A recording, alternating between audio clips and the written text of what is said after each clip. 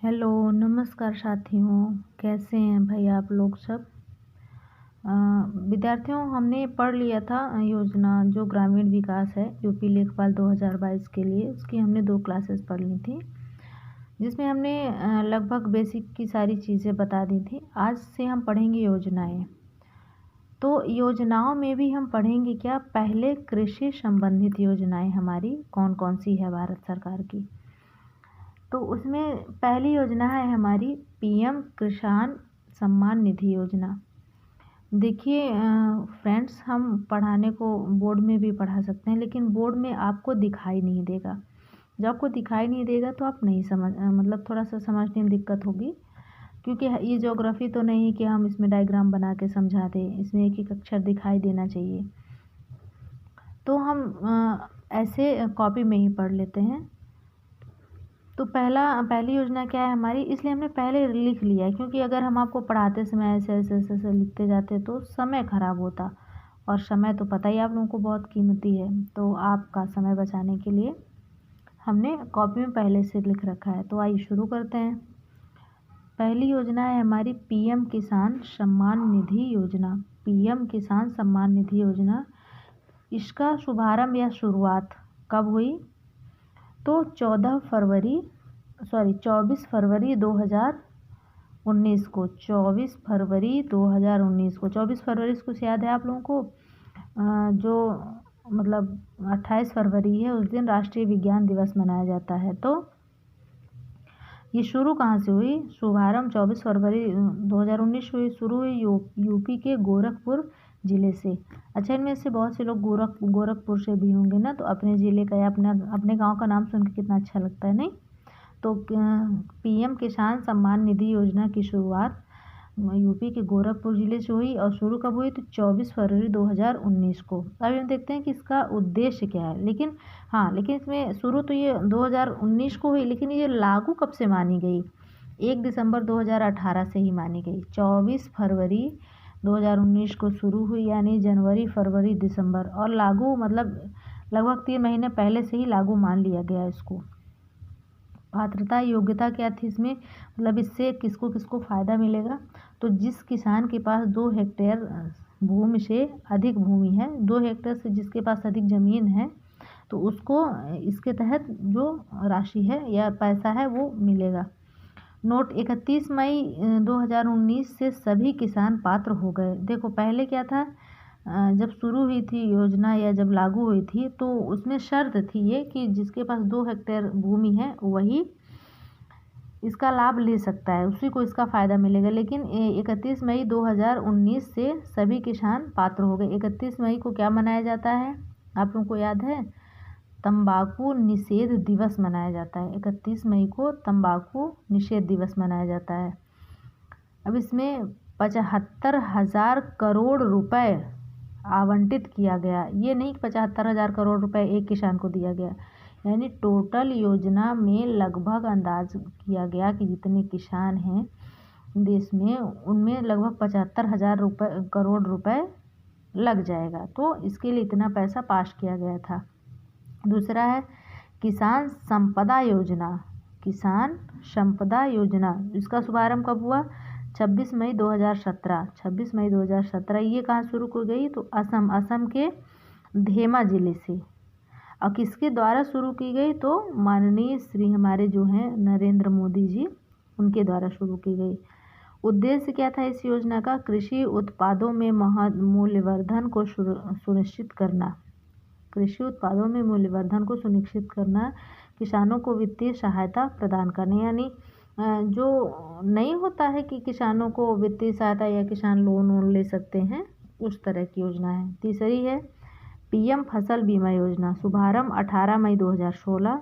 18 मई 2016। अब चाहे तो आप लोग थोड़ा सा यहाँ पर ट्रिक भी याद कर सकते हैं। जैसे ये है ना, बा लिखा है, तो बा का पेट फटा है, तो 8 जैसे लिख रहा है ना, तो आप लोग समझ लें कि ये 8 और ये 18 मई, ये 6 है ना। तो बीमा फसल मतलब ऐसे करके कुछ ट्रिक बना के याद कर लें थोड़ा सा, नहीं तो रटना तो पड़ता ही है। इसकी शुरुआत 18 मई 2016 को हुई। उद्देश्य प्राकृतिक आपदाओं, कीट पतंगों से फसल की बर्बादी होने पर किसानों को वित्तीय सहायता उपलब्ध कराना, किसानों की आय में स्थायित्व लाना। यानी कुल मिला के मान लीजिए सूखा पड़ गया है, बाढ़ आ गई है या फिर कोई कीट लग जाते हैं, जैसे पिछले साल क्या हुआ था कि बहुत सारे टिड्डे आ गए थे तो फसलों को बहुत नुकसान हुआ था। तो उसमें से मतलब वित्तीय सहायता मतलब रुपया पैसा दिया जाएगा कुछ सरकार के द्वारा, और क्या, जिसको नुकसान होगा।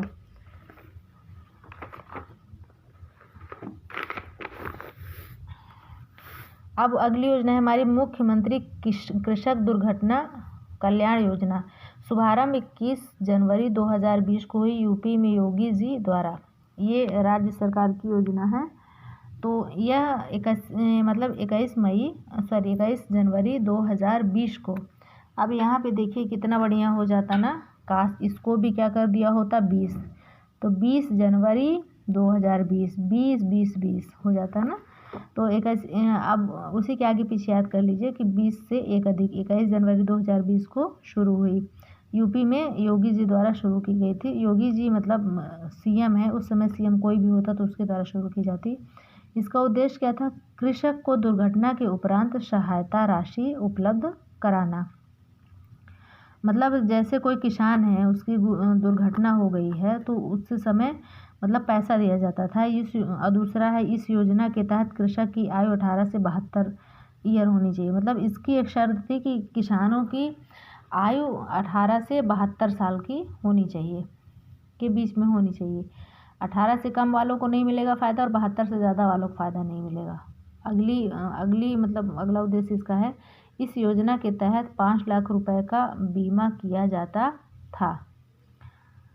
पूर्व में नाम मुख्यमंत्री मतलब इस योजना का पहले नाम क्या था? जो प्रधानमंत्री या मुख्यमंत्री कृषक दुर्घटना कल्याण योजना है, इसका पहले नाम था मुख्यमंत्री कृषक दुर्घटना योजना था। अब अगली योजना है पीएम किसान पेंशन योजना। पीएम किसान पेंशन योजना की शुरुआत कब हुई? 31 मई 2019 को। 31 मई 2019, देखो 2 बार 31 मई आ गया ना। इसके पहले भी एक जगह 31 मई आया था। 31 मई को तंबाकू निषेध दिवस मनाया जाता है। कृषक की आयु 18 वर्ष से 40 वर्ष हो, यह इसकी शर्त थी। 18 वर्ष की आयु पूरी होने पर कृषक को न्यूनतम 3000 रुपये पेंशन दिया जाएगा। यानी लिखा ही है पीएम किसान पेंशन योजना, तो पेंशन देने के लिए कह रहा है ना। तो कृषक की आयु 18 से 40 वर्ष होनी चाहिए, ठीक। 60 वर्ष की आयु मतलब जो इंसान 18 वर्ष से 40 वर्ष के अंदर इस योजना में अपना नाम दर्ज करा लेगा, वह व्यक्ति जब 60 साल का हो जाएगा तो उसको कम से कम 3000 रुपये वेतन दिया जाएगा, मतलब पेंशन दिया जाएगा। परंपरागत कृषि विकास योजना। परंपरागत कृषि विकास योजना, इसका शुभारंभ कब हुआ? 1 अप्रैल 2015 को। देश जैविक कृषि को बढ़ावा देना। परंपरागत कृषि के तहत रसायन के प्रयोग बंद करना तथा स्वस्थ मृदा प्रबंधन की व्यवस्था करना और हिस्सेदारी। अब जैसे देखिए क्या कह रहा है, कृषि जैविक यानी खाद का उपयोग करके, मतलब रसायन बंद करके, जो बहुत ज़्यादा खाद वाद डाली जाती है ना, केमिकल वगैरह डाले जाते हैं, तो इनको रोकने के लिए यह योजना आई थी। परंपरागत जो हमारी परंपरा रही है कृषि करने की, गोबर की खाद डाल के या फिर ये जो मतलब वैसे कार्बनिक वो हैं खाद है, उनका उपयोग करके, कुल मिला के रसायन का प्रयोग पहले की पीढ़ी में नहीं होता था, पहले के लोगों में, तो रसायन के प्रयोग को रोकना था। और जब रोक देंगे तो जो मृदा है, मिट्टी है, भूमि है, वो अपने आप ही स्वस्थ हो जाएगी। तो इस योजना में हिस्सेदारी केंद्र और सरकार की कितनी है? 40% केंद्र की है और 60% उसकी 40% राज्य के, 60% केंद्र के। यानी अगर कुल योजना में 100 रुपया खर्चा होगा तो 60 रुपया केंद्र सरकार देगा और 40 रुपये राज्य सरकार देगी।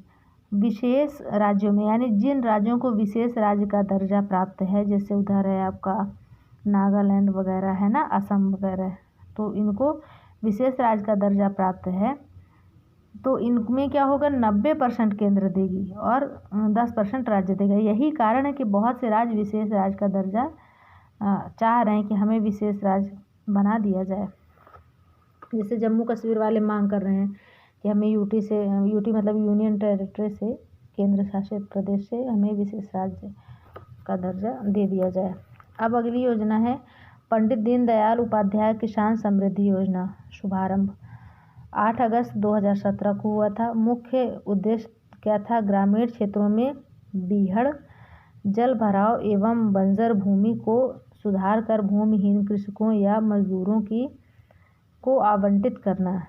यह योजना बुंदेलखंड 7 जनपदों को छोड़कर शेष 68 जनपदों में संचालित की गई थी। यानी जो पंडित दीनदयाल उपाध्याय किसान समृद्धि योजना है, तो जो गांव के क्षेत्र हैं उनको बीहड़ मतलब समझते हैं, जैसे कोई बड़ी नदी है बहुत ज़्यादा कटाव करती है तो उसके अगल बगल, अब आप लोग बीहड़ क्या समझते हैं? क्योंकि देखिए आप लोग भी गांव के हैं और गांव में ही नौकरी करने के लिए आप इस पढ़ाई को पढ़ रहे हैं, तो थोड़ा बहुत स्थानीय भाषा भी आनी चाहिए, गांव की भाषा भी, क्योंकि गांव में बहुत से लोग ऐसे तो नहीं कि सब पढ़े लिखे हुए होते हैं, तो या नए ज़माने के लोग जाके वहाँ जाके बस जा रहे हैं, या हम ये नहीं कहते पूरा गांव वो है, लेकिन वहाँ पे कहीं ना कहीं हमारी जो प्राचीन सभ्यता संस्कृति है वह गाँव में देखने को मिलती है, तो भाषाएं भी कहीं ना कहीं थोड़ी बहुत पुरानी आपको सुनने को मिलेंगी।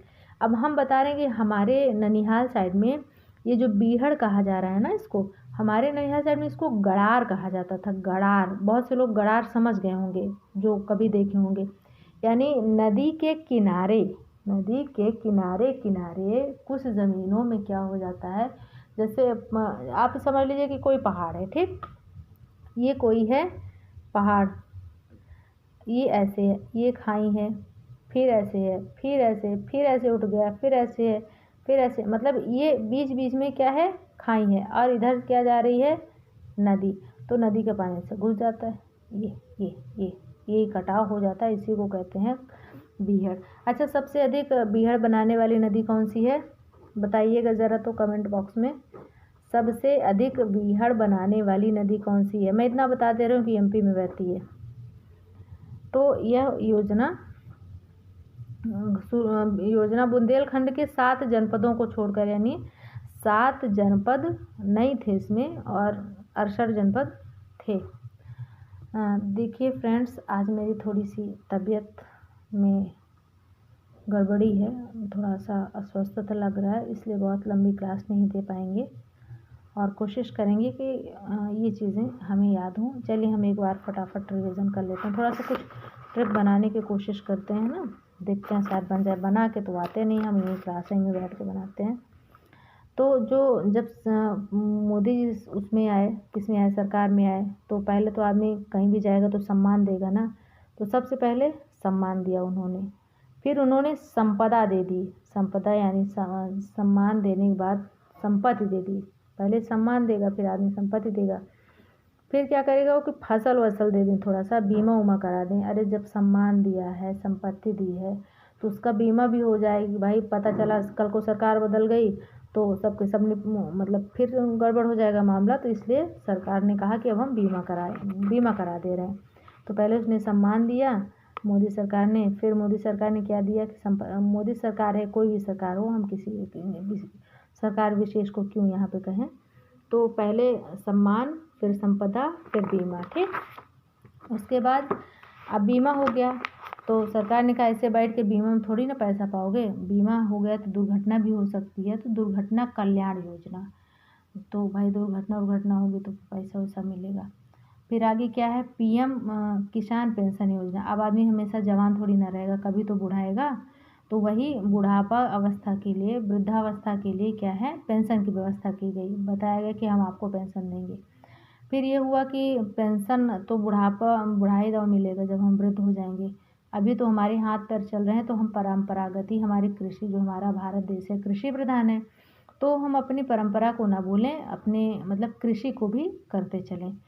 तो फिर क्या हुआ कि पंडित दीनदयाल उपाध्याय किसान समृद्धि योजना। भाई जब कृषि करेगा तो आदमी समृद्ध तो हो ही जाएगा, कृषि करेगा तो समृद्ध हो जाएगा। तो इसकी छोटी सी ट्रिक ये है कि सरकार पहले जब उसमें आई, अपने मतलब सत्ता में आई, सत्तारूढ़ पार्टी ने क्या वादा किया कि पहले हम सम्मान देंगे, फिर संपदा देंगे। संपदा देने के बाद क्या क्या दिया था? संपदा देने के बाद क्या दिया था बताइए, याद करिए। किसान सम्मान दिया, संपदा दिया, फिर बीमा दिया ना। बीमा देने के बाद फिर कृषक योजना आई है, किसान बनाया। फिर पेंशन की बात कही कि हम वृद्धावस्था पेंशन, फिर कही कि वृद्धावस्था पेंशन देंगे ना। अभी तो आप लोग हाथ पैर चल रहा है तो परंपरागत खेती करिए, स्वस्थ रहिए अपने हाथ से, मतलब धान गेहूँ उगाइए और खाइए, स्वस्थ रहिए, बीमार मत होइए। और लास्ट में है, जब आदमी स्वस्थ रहेगा तो समृद्ध भी रहेगा। ठीक, तो आज के लिए इतना ही फ्रेंड्स, इसके आगे अब हम कल पढ़ेंगे। तब तक के लिए अपना ख्याल रखें, बड़ों को सम्मान दें, छोटों को प्यार दें और अपना व्यक्तित्व इस प्रकार से विकसित करें कि सभी जीव आपके साथ सुरक्षित महसूस करें। धन्यवाद।